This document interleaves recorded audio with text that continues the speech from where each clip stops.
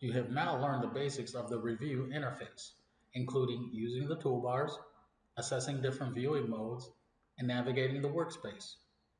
Next, we are going to look at the many useful PDF manipulation features that are accessible through the thumbnail panel. In this lesson, we will cover where you can find the thumbnail panel, how you can use it to manipulate the documents, and how to combine PDFs. Open the thumbnail panel by clicking the thumbnail icon on the panel axis. This is where most of the document manipulation will take place. Here, it's a multi-page document where you can see the thumbnails in the thumbnail panel. Notice that each page contains a page label and a scale associated with it. The page scale can be toggled on or off from the icon at the top. When you click on a page, that individual page opens in your main workspace. When you are working in a thumbnail panel, it could be helpful to adjust the size of the panel. Click and drag the edge to change the width of the panel. To increase or decrease the size of the thumbnail, use the slider at the bottom of the panel. We will make the thumbnail a bit bigger in order to see what we are doing clearly. The basic functions of the thumbnail panel can be assessed in one of two ways: by right-clicking on the thumbnail, or by clicking on the thumbnail's drop-down menu at the top of the panel. Utilizing right-click is an easier and quicker option. You can cut or copy pages to insert elsewhere, insert a blank page, and extract, delete, or rotate pages. Let's go into more detail about inserting pages into your document. There are two options for inserting pages: Insert Blank Page and Insert Pages.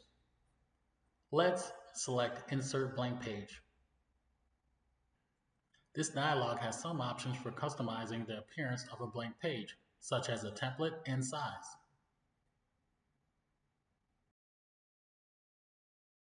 Style determines the document background. You can also select exactly where you want the page to be inserted. Let's close out of this dialog. You can also insert single or multiple pages of an existing document. For example, to insert a missing electrical drawing, let's right-click on the last architectural drawing in the set. Select Insert Pages, find the electrical drawing in your files, select the file, and click Open. A dialog box will appear. You can check to include bookmarks and whether to use the file name as a page label, like inserting a blank page.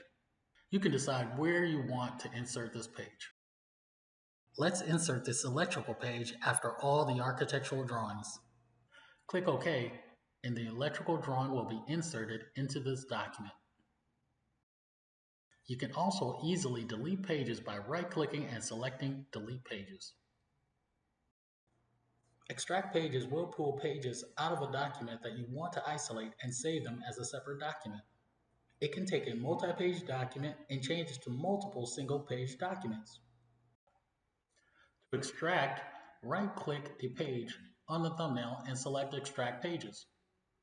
To adjust the page range that you would like to extract, you can use the drop-down in the dialog box. Select All Pages. To delete pages from the original document, you could check the Delete Pages after extracting. To leave the original document as is, uncheck this option. Alternatively, extract the page as a separate file and use its page label to name the file. Each page will now be a separate file and be named accordingly to the page label. It would be best to uncheck the Open File after extracting, as that would leave you with a lot of open files. You should leave Update Hyperlinks to Relative Paths checked. We'll go over hyperlinks in another lesson, but just know that this option will make the set of files more portable. So if you move them to another folder or upload them to a studio project or SharePoint, any hyperlink will still work. Finish by clicking OK and save it to a desired location. Notice how each page has its own file. If you need to rotate a page, use Rotate Pages. Go to the mechanical drawing in this document, right-click the thumbnail and select Rotate Pages. Use the page drop-down to specify which pages to rotate. For instance, choosing the selected will rotate the page or pages that are highlighted in blue in the thumbnail panel. while choosing Current will rotate the page that is open in the main workspace. If you are unsure of which option to select, you can also use the page numbers and parentheses as a reference. Next, use the direction dropdown to specify the direction in the degree of rotation. For example, leave pages as selected and direction is clockwise 90 degrees. Click OK, and the pages will rotate to the correct orientation. Be sure not to confuse Rotate Pages with Rotate View, which you will see under the View menu option. Rotate Pages will permanently rotate your pages, while Rotate View will only temporarily rotate pages for your current viewing mode. Something you can do directly in a thumbnail panel is reorder pages. If you want to move a page within your document, all you need to do is select and drag. A blue line will appear showing where the page is going to be placed when you release. When you let go, you notice that it is now moved and that they have been reordered. Imagine those documents extracted earlier have been modified, and now you want to combine them as one file again. If you are only dealing with PDFs, you can combine them from the File dropdown on the menu bar. Select Combined. Select all files in this folder. When you're done, click Open, and then they should all appear on the list in the dialog box.